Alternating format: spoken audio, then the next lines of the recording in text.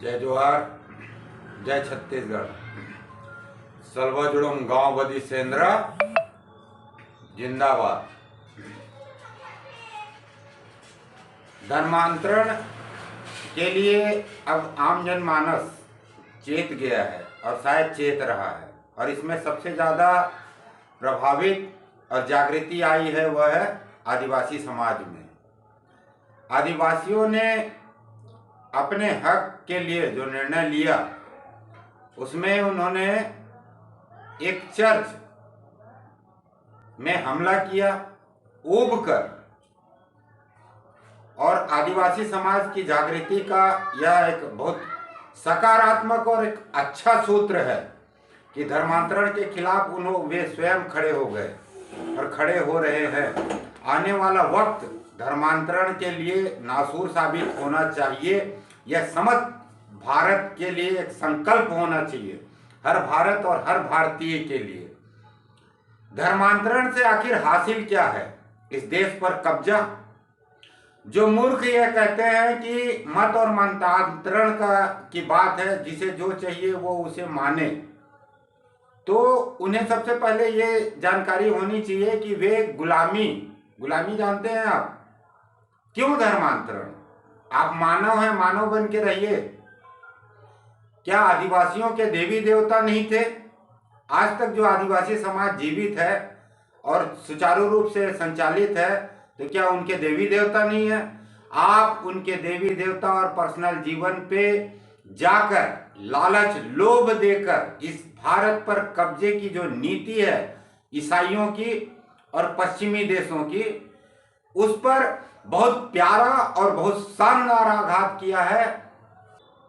छत्तीसगढ़ के नारायणपुर जिले में जो आदिवासी भाइयों ने हिम्मत दिखाई और जो कार्यवाही की, हम उसका समर्थन करते हैं।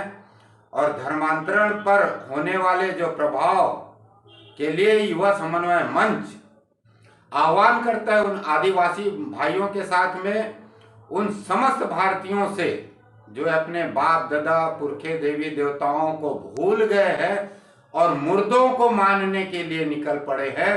उन्हें हम बताना चाहेंगे कि उनके जागृत देवी देवता और उनके ईश्वर भगवान संचालित है और शक्तिशाली है। आदिवासियों के क्षेत्रों में जाकर उनका मतांतरण और वहां से अवैध व्यापार, चाहे वह ह्यूमन ट्रैकिंग का हो, चाहे वह जंगली वनौषधियों का हो, चाहे खनिज का हो, ये मतांतरण करके उसका सुचारू संचालन करते हैं। धर्मांतरण से हासिल कुछ नहीं होगा। इस देश पर कब्जा करने की इनकी नीति है। यह हम आदिवासी भाइयों के साथ में हम भारत के प्रत्येक जनता को बताना चाहेंगे।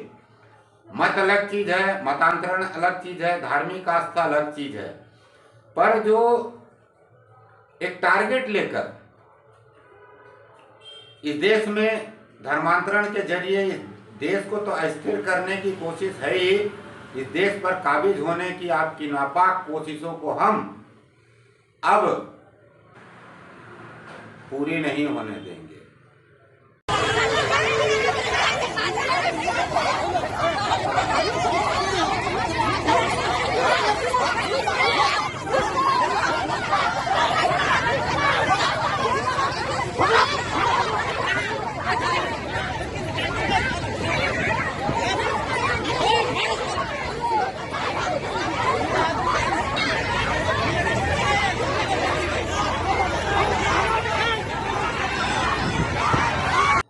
सरकार मतांतरण या धर्मांतरण के विषय में क्या विचार करती है?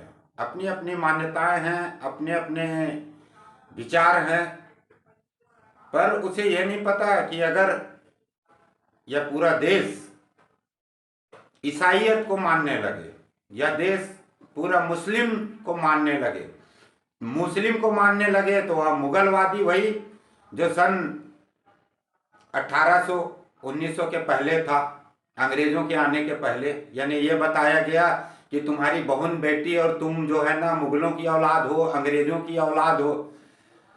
जय बूढ़ादेव, जय आदिवासी। मेरा आदिवासी जाग रहा है, भारत अब जाग रहा है। मतांतरण और धर्मांतरण करने वालों को कब धर्मांतरण और मतांतरण करने की आवश्यकता है।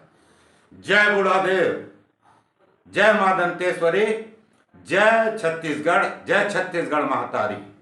छत्तीसगढ़ की सरकार को तो सन 2010 के बाद जो छत्तीसगढ़ में बाहरी जो विदेशी, संभवतः उसमें रोहिंग्या भी है, अन्य राज्यों के आतंकवादी भी हैं, इनकी जांच करनी चाहिए और यहाँ के जो मूल निवासियों को सुनिश्चित करना चाहिए। धर्मांतरण, ईसाई समुदाय भारत में विदेशी है, मुस्लिम विदेशी आक्रांता है, तो भारत का मूल क्या है, भारत की भारतीयता क्या है, भारत क्या है? ये राजनीतिक भांडों से यह प्रश्न होना चाहिए कि उनकी खून में तो गुलामी का जो रक्त है वो दौड़ रहा है, वे आम जनमानस को भी गुलाम और विदेशी क्यों बनाना चाहते हैं?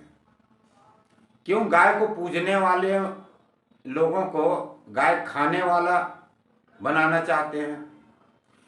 क्यों बहन बेटी, माँ, पड़ोसी रिश्तों को मानने वालों को इन रिश्तों से दूर अपनी बहन के साथ रिश्ते के लिए मजबूर करना चाहते हैं? यह राजनीतिक भांडों से आम जनमानस का प्रश्न होना चाहिए, जो अपने स्वार्थ के लिए विदेशियों का तलवे चाटते हैं, तलवे। और आप समझ सकते हैं क्या क्या चाटते हैं।